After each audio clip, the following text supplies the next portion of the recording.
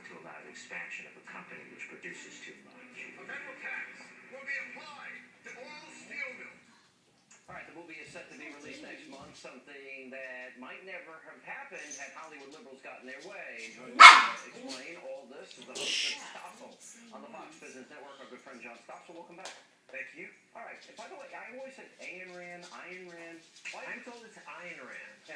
All right, neither here nor there. Who is John Galt? And we were talking about this before we went on there. There were certain writers that just had this vision of the future. It seems like, this out-of-control, no-bounds government, I don't care if it's Orwell's 84, or Taylor Colwell is a favorite author of mine, or Atlas Shrugged. They got it. They understood what could happen. Where did this vision come from? Well, she was in Russia where she saw what happened for big government. But I agree. I was just amazed. I read it as a kid. It's a fun adventure story. Right. And it's still selling millions of copies. 5 million I read, and 500,000 last year. But having become a consumer reporter and then really studied the effects of big government, I reread it, and it was, oh my God, how could she see 50 years ago what would happen now in America, that you have to beg a bureaucrat's permission to do anything? How many Cut down a tree. Did you ever try to cut down a tree on your I wouldn't. They got the tree police in my neighborhood. And how many good inventions are we denied because people have to jump through all these hoops? Or prescriptions. People dying of cancer. They want to risk an experimental drug. Good luck. And this movie and this book tell the story 50 years ago. It's amazing. It was hard to get the movie made. Well, that's what I want to ask you next. Why, first of all, Bob Beckel's brother, who is a conservative, those of you who may have seen the Beckel brothers debate on the show, there was a difficulty in a 20-year waiting period from the time that somebody bought the rights to this. Hollywood is liberal. They say, this is this woman who likes capitalism, selfishness. And we don't like her. Still, some people signed on. Brad Pitt, it was interesting once. Angelina Jolie was going to play Dagny Taggart, but the studios, we're not really into that. And finally, a businessman, John Aguilar, said, I'll spend $10 million of my own money. I'm going to get this made. It's a 1,000-page book. You can't do it in one movie. It's the first of 3. Yeah. All right. What do you think this could have an impact? Look, I communicate on radio. I communicate on TV. I listen to music. Music is very powerful when it touches your emotions.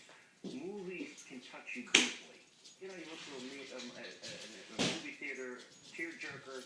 You see people crying, reacting. I think this could have an impact on people's understanding of government, the dangers of out-of-control government and power grabs and high taxation, and maybe the concept of freedom on the other hand. Yes, because to understand that takes work.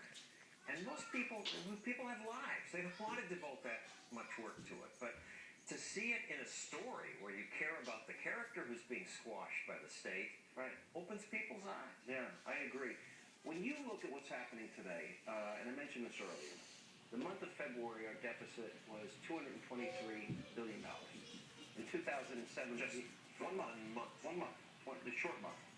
In 2007, for the whole year, it was $161 billion. It's frightening. But at least now we're talking about it. Politicians rarely even talk about it. So that's the first thing. We're talking about it because we're forcing them to talk about it. $14 trillion on track to double in less than 10 years. To $28 trillion. Well, nobody's forcing the Tea Party movement to go to these rallies and say this is too much. So I think people, I hope, are waking up finally. I mean, those racist white people, gun-toting, that are bitterly clinging to their guns and religion, those are the people. I don't think they are. So what did you think of that NPR tape? Oh, where the guy, Schiller, was... Yeah. Well, frankly, I'm amazed he turned down $5 million. From a group that basically said they were supportive of the Muslim Brotherhood, John? Very few people turned down $5 million, so I sort of respected the guy for that. Well, Rudy turned down the money that was offered by... That was a big moment. All right, John Stossel, we'll be watching... This movie comes out April 15th, appropriately. Very good. Thanks. I actually got my copy from him, so I'm going to watch it tonight. Thank you. And coming up another day, Charlie Sheen, another...